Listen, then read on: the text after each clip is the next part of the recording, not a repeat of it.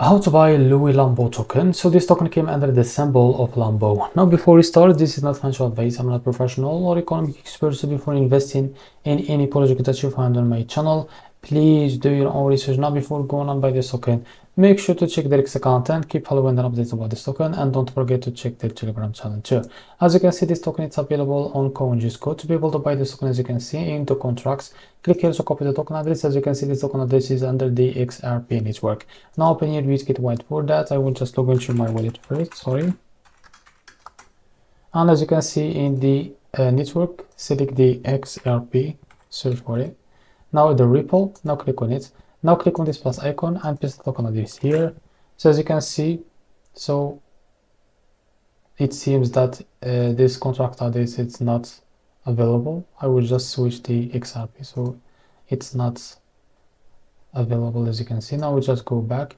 So I will try to buy this token on CoinGecko. So click on markets and you will be able to see the only exchange is the First Ledger. Now click on this pair to be able to redact it to First Ledger exchange platform.